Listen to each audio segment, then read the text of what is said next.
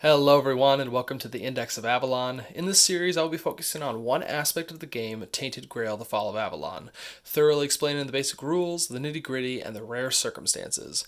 Warning, character skill cards will be spoiled in this video. While the skill cards are not essential to the story and open to look through at your leisure, some people may not want to be spoiled on these cards. With that said, let's learn everything we need to know about character advancement.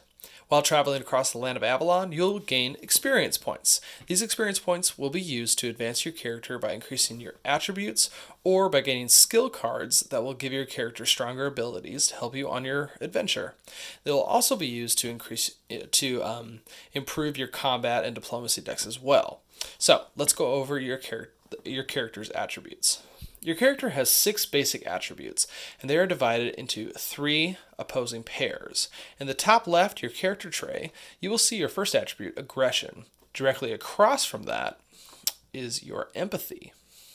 Now, these 2 attributes are connected to each other, and I will explain why that is important soon.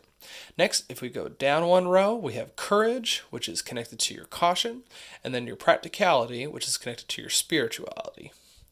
These basic attributes provide 3 things. First, they will have a strong impact on your combat and diplomatic encounters, as they determine what combat and diplomatic connections you can make. Second, they will have a large impact on events that occur in the exploration journal. Some options may only be open to the people who have 2 points in spirituality or 1 point in caution, for examples. The third thing it can help you develop sort of a personality for your character. If you're playing the game in a more role-playing way, a character who has no aggression but full empathy will more than likely try to avoid fights and not resort to acts of violence when it comes to choices in the exploration journal. It adds a bit of flavor and can help you get into the mindset. Now, these 3 reasons are also the motivation behind the question of why you'd want to increase your character's attributes. It opens up more diplomatic and combat cards, opens up new paths for you to go down on your exploration, and can help you mold your character to fit who you want them to be. When it comes to spending experience points on your attributes, it has a scaling cost and can only be done at the end of the day. Let me just go over the order of the day. So this is your start of the day. You'll reduce all the menhirs, reveal event cards, move the guardian, so on and so forth. During the day, you will spend all of your energy doing things like traveling, exploring, things like that. At the end of the day, you will rest, consume food, which will increase your HP, and you will lose terror, so on and so forth. And when it gets down to here, advance your character by spending experience. This is where you're going to either gain combat or diplomacy cards. You're going to increase these attributes, things like that. So it's in here. Note that it is before the dream happens. Okay, just keep in mind the order of how this is laid out is very, very important. You could gain a skill that maybe helps you in your dream, things like that. So make sure you follow this to the T.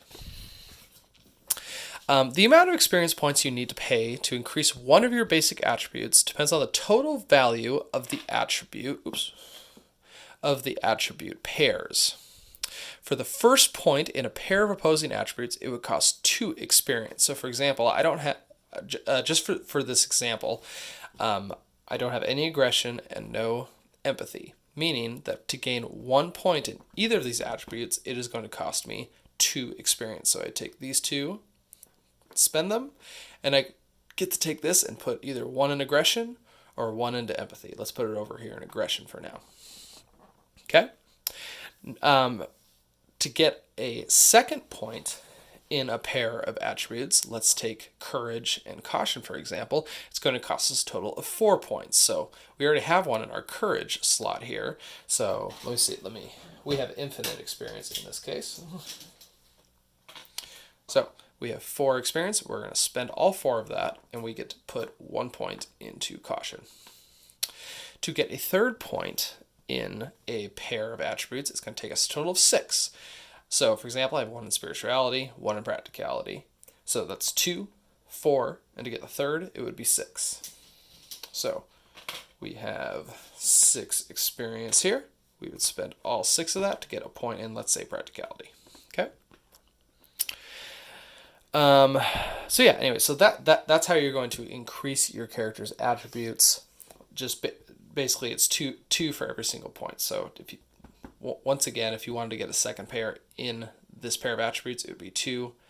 It would 2, 4. It would cost you 4 total to get a point in empathy over here because you already have one in aggression over here.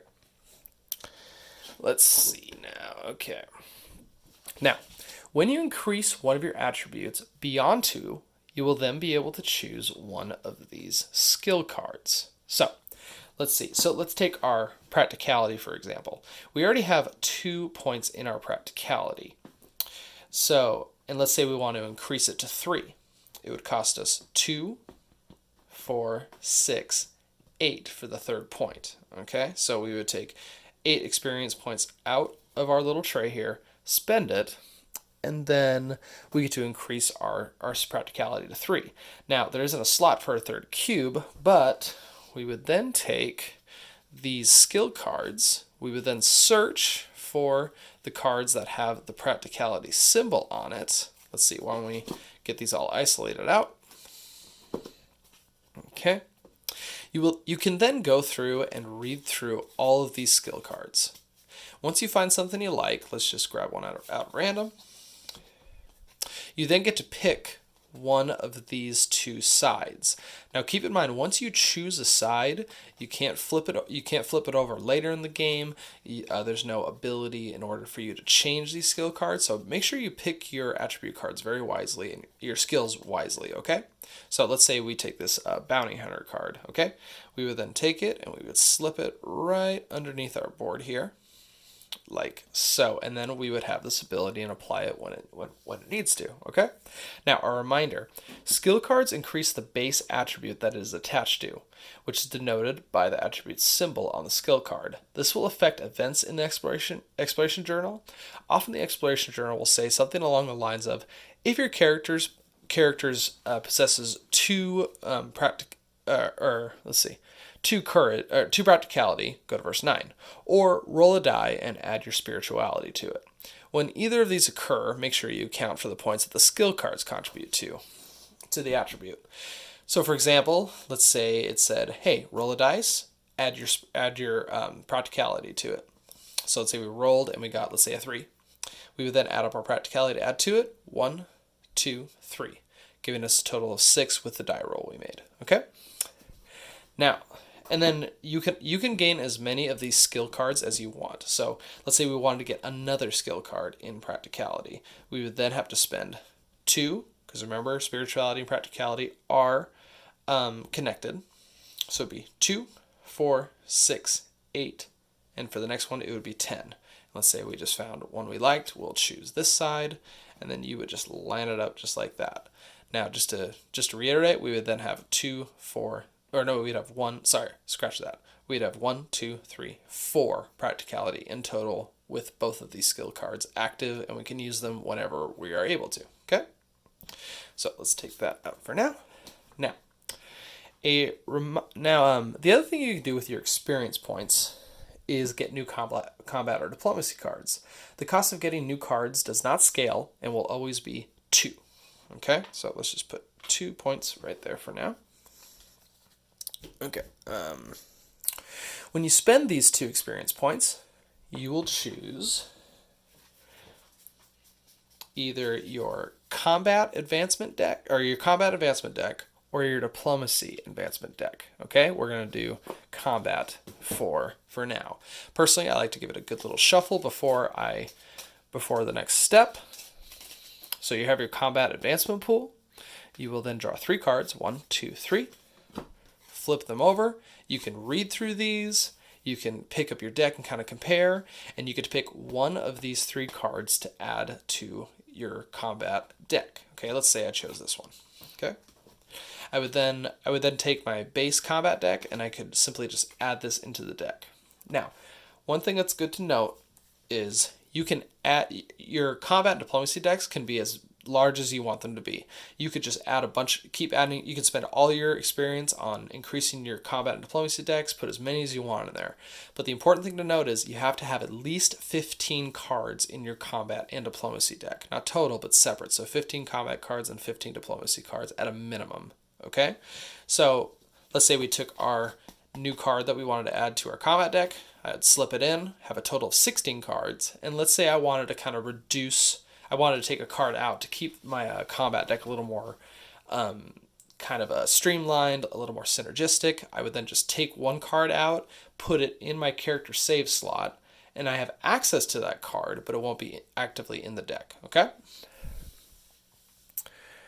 Let's see. Now, with that said, thank you everyone for joining me on another episode of the Index of Avalon. I hope this video helped you understand everything you need to know about character advancement. If you have any questions, don't hesitate to leave a comment below the video, and I will respond to them promptly. Happy adventuring, and I hope you have a great day in the land of Avalon.